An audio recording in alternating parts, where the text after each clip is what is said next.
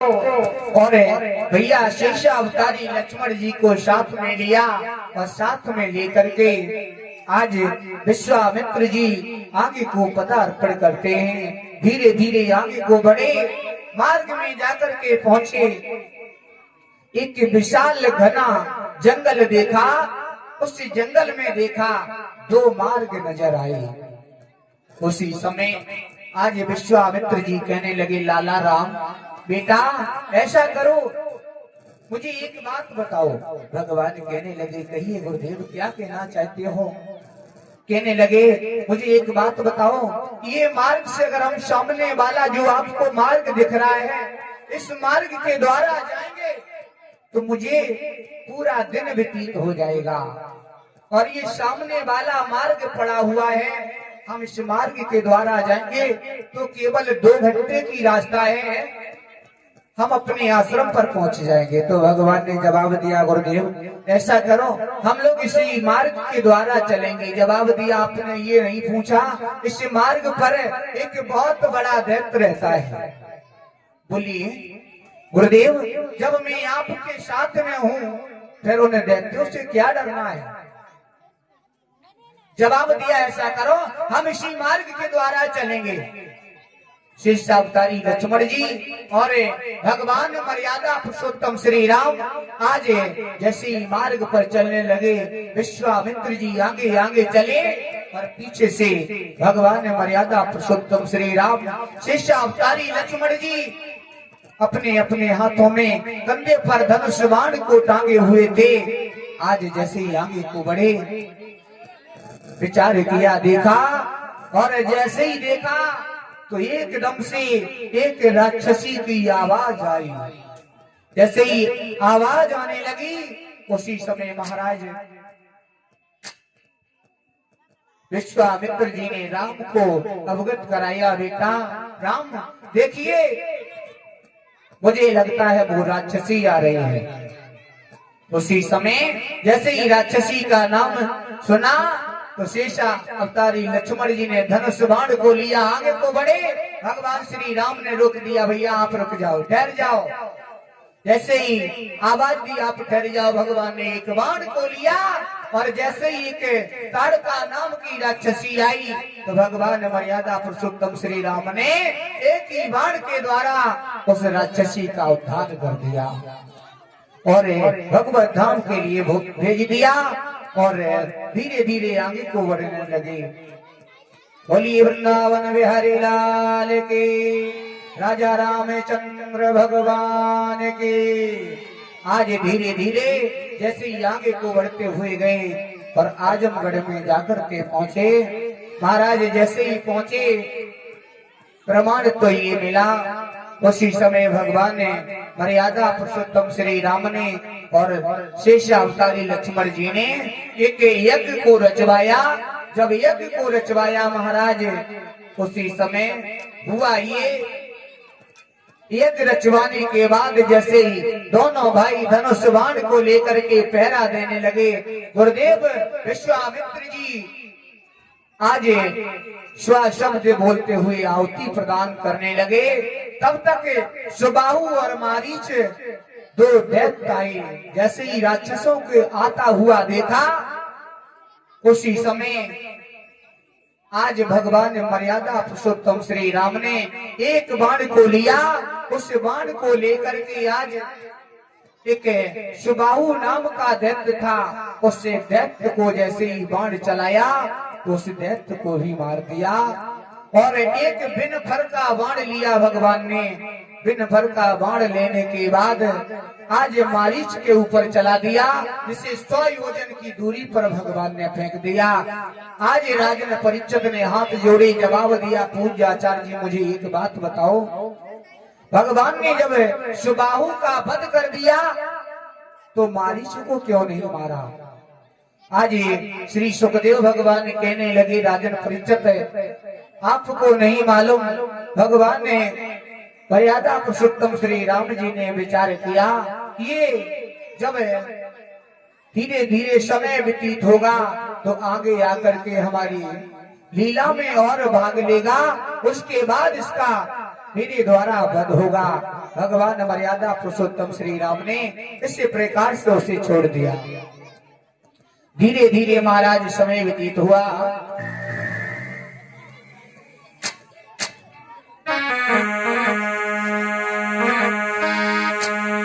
आज धीरे धीरे जब वक्त वहीं बीतता गया महाराज,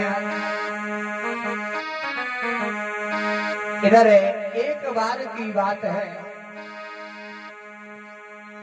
जब समय व्यतीत हुआ, भगवान मर्यादा पुरुषोत्तम श्री राम जी का भी अवतार हो गया और धीरे धीरे समय के आधार पर इधर जनकपुरी में महाराज सूखा पड़ जाती है। और जब सूखा पड़ जाती है उसके बाद में महाराज जनक ने चतुर ब्राह्मणों को बुलवाया और वेद मंत्रों के द्वारा जब अपने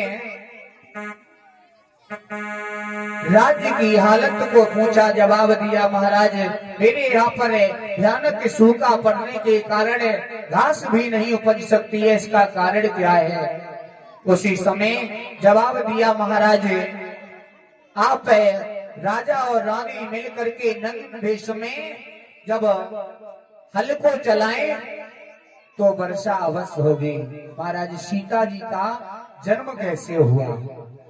आज जैसे ही जवाब दिया उसी समय हुआ ये, जब राजा और रानी ने सोने के हल को बनवाया, नग्न वेश में जाकर के एक जगह पर उस हल को चलाया, तो प्रमाण तो ये मिला महाराज, उससे हल चलाने के बाद में परिचय जी एक जमीन से घड़ा निकला और जब घड़ा निकला उस घड़े से एक कन्या निकली और जब कन्या निकली तो चतुर ब्राह्मणों ने वेद मंत्रों के द्वारा उससे कन्या का नाम सीता रखा।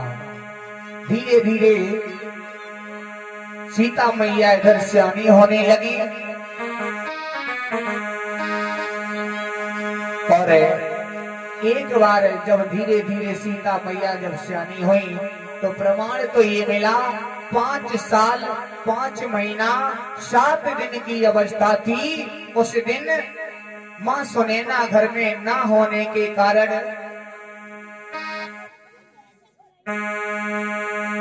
मैया जगत जननी सीता मैया ने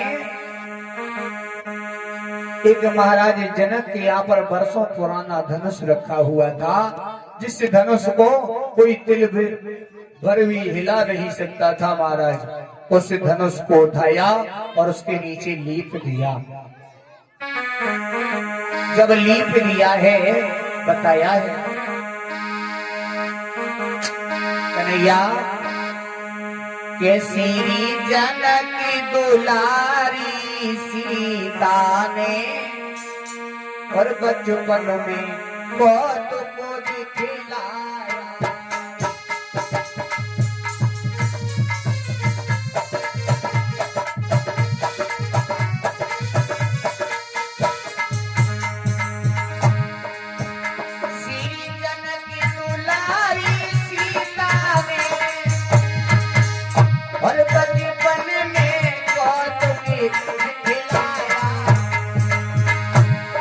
श्री शंकर जी का महाधनुष ये कहीं हाथ से उठा लिया।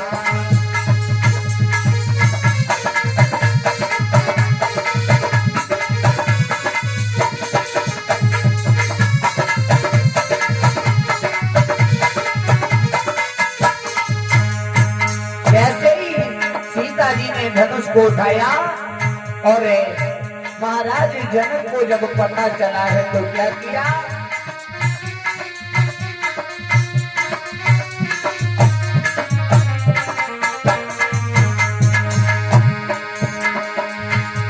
तो विचार किया कि मेरी बेटी सीता ने कन्हैया मेरी बेटी सीता ने ये धनुष उठाया और विचार किया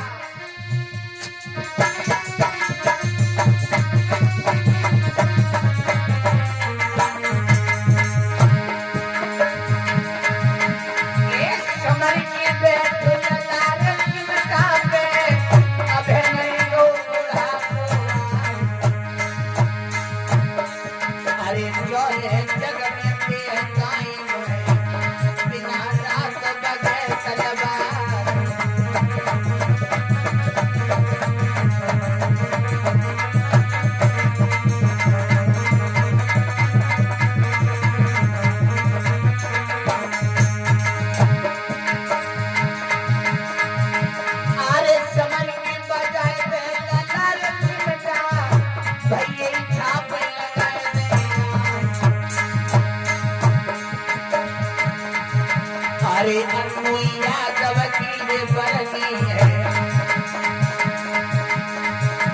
जो इतना बाकी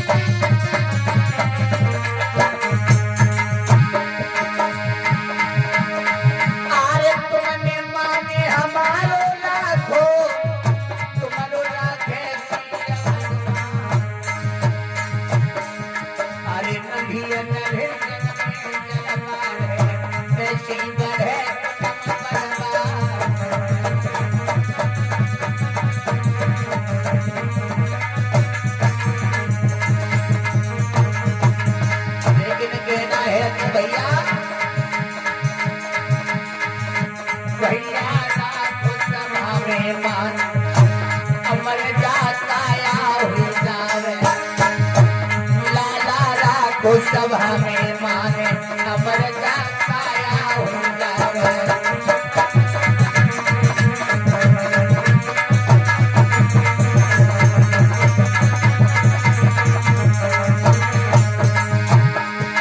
एक आया हो जावे अमर जाया हो जावे अमर जाया हो जावे बेदारा को सभा में माने अमर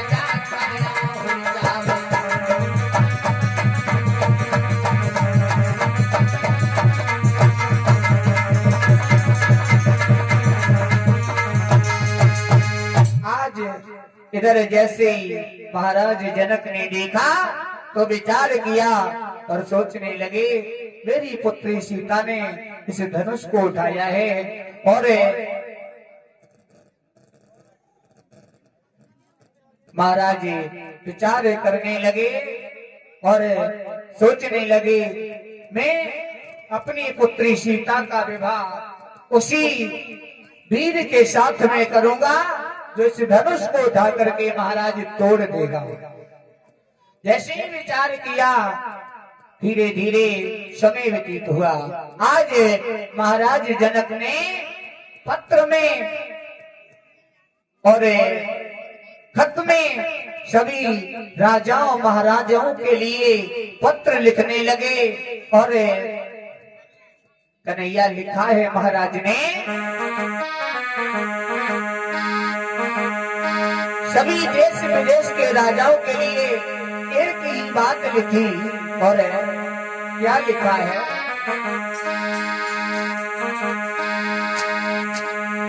अरे सीध सीरी सब लाए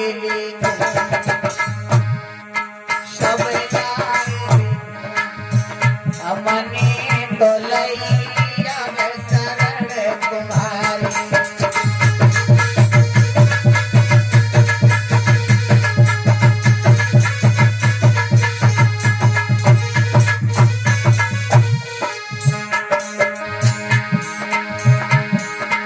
आरे प्रणाम मेरी स्वीकार करो सुनी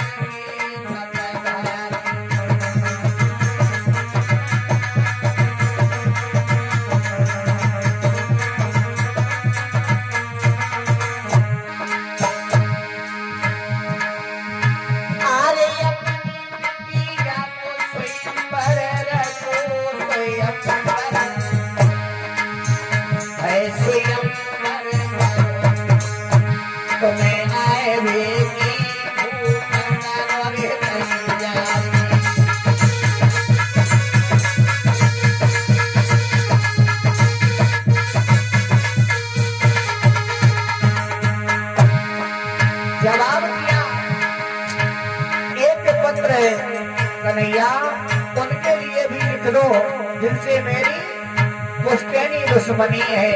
और क्या लिखने लगे महाराज,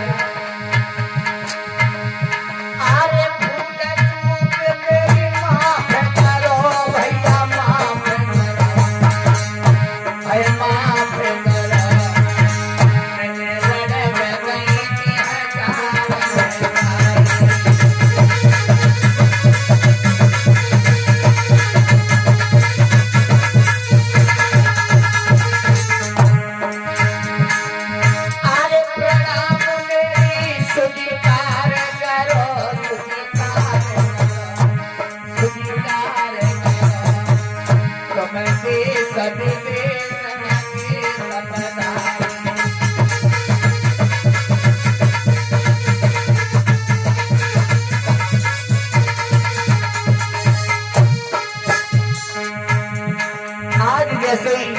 पत्र को लिखा और मंत्री को दिया।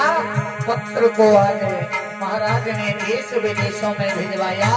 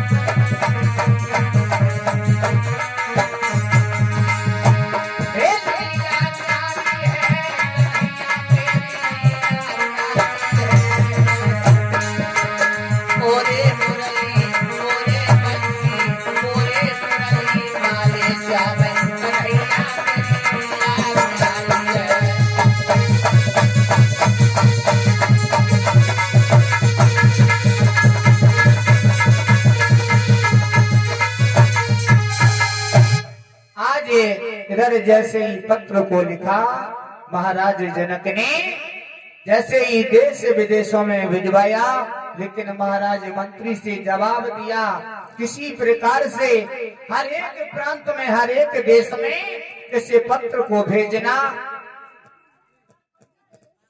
महाराज से जवाब दिया, लेकिन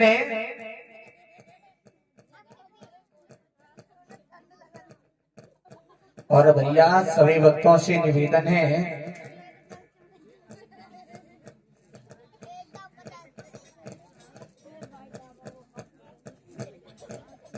इधर ये इस श्रीमद् भागवत कथा में जो सहयोग राशि आई है, एक पीपा और एक कट्टा आटा श्याम सिंह यादव जी पोस्टमैन जी की तरफ से आए हैं। और ये एक पीपा कल्लू पाल भैया हिमाचल से आई और 25 किलो गेहूं नन्हे ठाकुर अंशु के पापा जी के सौजन्य से आए हुए हैं। और एक पीपा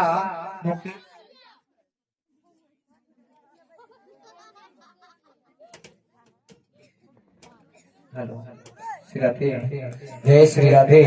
और ये एक पीपा मुकेश राठौर जी के सौजन्य से आए हैं। भगवान से कामना करते हैं सदैव ही ऐसे भक्तों के धर्म के नाम पर कदम आगे को बढ़ते रहें। और 1101 रुपए से दान कर रहे हैं धर्मपाल और सोनपाल भैया, दोनों भैया ने 1101 रुपए भिजवाए हैं। और 1000 रुपए ब्रजेंद्र सिंह ठाकुर फौजी भैया के सौजन्य से आए।